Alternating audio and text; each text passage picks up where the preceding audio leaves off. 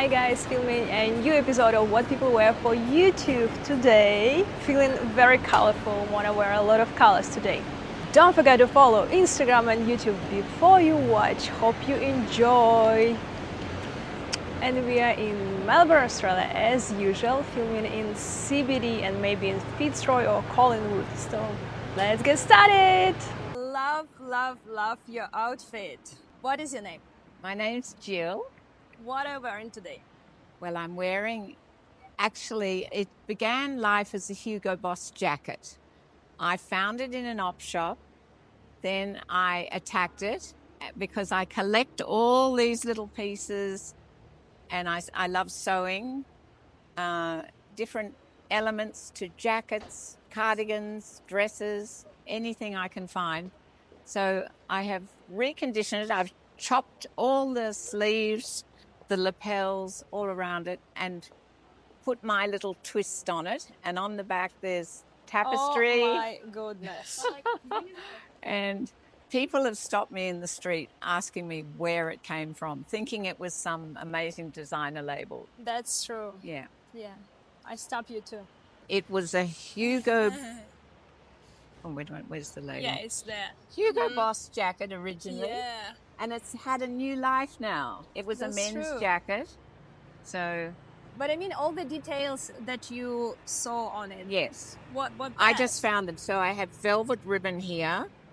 This was an old tapestry as well. And this one here is just a knitted patch, an ombre tapestry. And on the back, there's a big tapestry. And That's amazing. And I collect. I have been a collector like a bowerbird for many years. Things that attract me, it might come from an opportunity shop, a market. Then I seize the moment when I find a particular piece and then I just sew everything on things. What about jewelry, bag, and shoes? Yes. The jewelry is from these pendants and my earrings are from Temple of the Sun. And this little brooch is a vintage brooch, I think from the Chapel Street Bazaar. Like I have rings, this one is Camberwell Market, various rings here as well. And my bag is Italian Campomaggi. And I have Chloe boots from Paris. And I have a little Zara skirt. And the shirt is Steen Goya from Denmark. Beautiful. What do you do for a living? I work in fashion retail. How did your career change through the years? Or you always been Well, in the same field? I've always been in fashion, and I knew as a young child that that's all I wanted to do. I've actually worked as a designer for quite a few companies, and I had my own business as well, fashion business. And now that the manufacturing has stopped in Melbourne, I got out of my business, so I've worked for different companies, and now I'm retail. And I love the interaction with customers. Beautiful. I'm obsessed with your outfit and I lost my words. Thank you, Olga. I love Collins Street, and I do lament that the beautiful George's department store is no longer here. But I love the whole city as a place of contrast. I love going over towards Brunswick.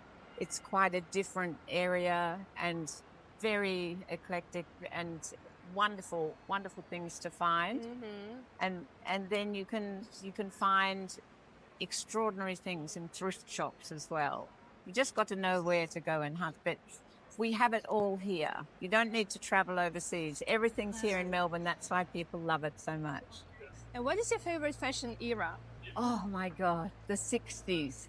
I loved Mary Quant. I loved Twiggy and Jean Shrimpton, those models, that wonderful time when there were the Beatles and the Stones just starting off.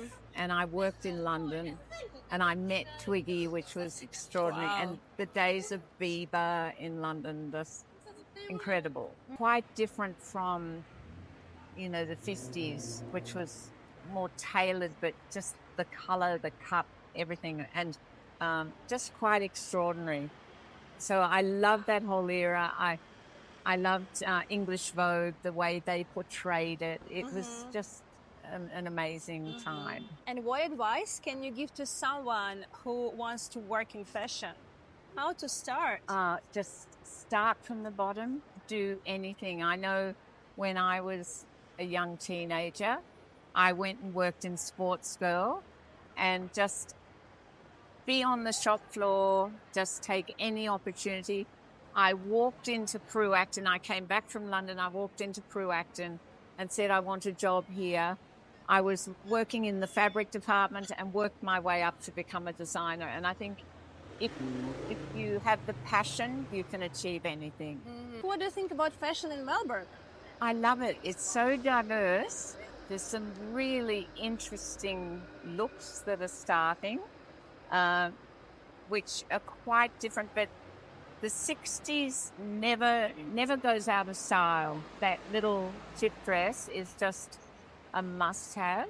I do love the wide pants, that sort of look with a great bomber jacket, and the color and is wonderful.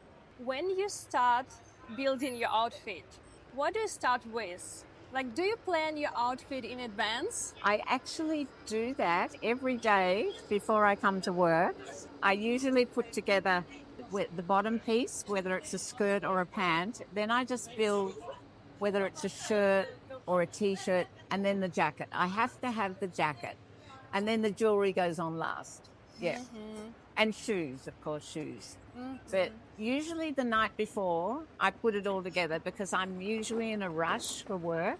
So that's the easiest way. And I love brooches. I collect brooches. So I'm always accessorizing with a brooch or necklace or earring.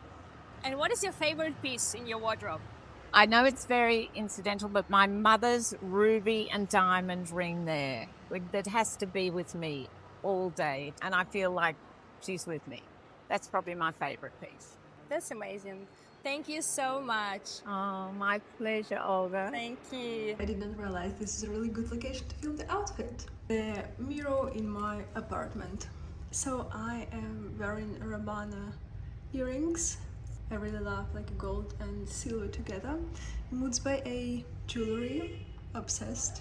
Favorite cardigan, belts thrifted, the Attica pants, Katika Marova bag, glasses unknown. And I forgot to mention that my favorite cardigan is from Magda Bathroom, and my sandals are from consignment store, and they are YSL. Don't take me too serious, Yes. but Christmas is very soon, Yes, and you're wearing red. yes. How many people told you that you're looking like a Santa? What is your name? I am James Nolan. What do you do for a living? I am the proprietor of Mr. Smart Melbourne, bit of an umbrella company of various things, but mostly vintage menswear, French goods, and also a wrapping service because I can't just do one thing. What are you wearing today? Today I am wearing my favourite red trousers from, I think they're, actually I can't remember where they're from, my New Balance shoes, which I'm sort of obsessed with, as everyone says, obsessed. And some socks from my company, so they're my own Mr. Smart Melbourne socks made in Melbourne, Oh, wow. which are very comfortable, 95% cotton, and made in Melbourne. And then this is a shirt from St. James, a French company who I represent here in Melbourne and stock many different styles. Yeah. How can you describe your style? Oh gosh, how do I describe my style? Sometimes I feel like it's clown-like, but I'm not. But I try not to be like a clown. But I think I try to respond to the day with what I'm wearing. So I don't plan my outfits like some people. I like to just see what I'm feeling on the moment, and I start generally with a shirt or my upper part of my body, and then it evolves from there. What's the most expensive piece in your wardrobe? Gosh, what is the most expensive piece in my wardrobe? Probably one of my accessories, I would imagine. Maybe a bag or something like that. What kind of bag? Oh I've never God, seen you which with a one? bag. No, I do. I do own quite a several leather sort of probably more like travel bags rather than day-to-day bag. It's a Versace one, I think. I don't know, maybe I don't know, 1,000, 2,000. I can't remember how much it was. It was a few years ago now. What do you think about fashion in Melbourne? I am constantly inspired by fashion in Melbourne. I like seeing some of the new things coming out. I like seeing how people mix new and old. I think the vintage sort of market or the vintage wearers, and I'm part of that world as well, I guess. I love seeing how creatively people put things together in unexpected ways, and it goes with their grooming and their accessories as well. Especially I think when you go to somewhere like Lost and Found Market, and you just see how people dress in an environment like that, it's sort of breathtaking actually. Yeah, That's true, but what if you're talking about comparison fashion in Melbourne and fashion in Europe somewhere? right, yeah, I guess, yeah, what makes it different, I guess, what makes Melbourne different, it probably not a lot. I think, compared to it's more of an attitude to dressing, I guess. I think if you compare it to somewhere like Paris, I think a lot of the men and women sort of really punctuate their dressing, with scarves and other accessories in a sort of much more complete look, I guess. And I think in Australia we're probably a little bit less pedantic about things like that. So there's a sort of but it's not bad. It's just a different attitude. Yeah. That's true. Okay, unexpected question today. Yes. Where is the best coffee in Melbourne? That is always a good and contentious issue. I actually like what's just across the road from here. We're in Collingwood, but across the road is East Melbourne, and there's a store called Grocery Bar, which isn't probably on anyone's map as like a coffee hotspot, but actually the coffee is freaking delicious, and I'm there most days of the week buying my magic. So I'm gunning for them at the moment. What would you say to your younger self? I would probably say start wearing a lot more colour sooner. Don't hold back. I used to wear probably almost exclusively black clothing, and I don't know whether that was a good thing in retrospect. I think it was limiting, and it didn't sort of allow you to sort of really live life to the fullest. So I've really done a bit of a 180, I guess you'd say, and now I dress almost exclusively, I guess, in bright colours. Maybe sometimes too bright for some people, but that's the way it is. I cannot imagine you wearing black. No, I know a few people have said that now, I must admit. So yeah, it's almost unimaginable, I must admit. Yeah. Don't take me too serious, Yes. but Christmas is very soon. Yes. And you're wearing red. Yes. How many people told you that you're looking like a Santa? It happens quite a lot, especially when I wear these trousers that I'm almost, people say, hi Santa, or whatever, and I'm like, God, I'm not that old, but I guess my age is Santa.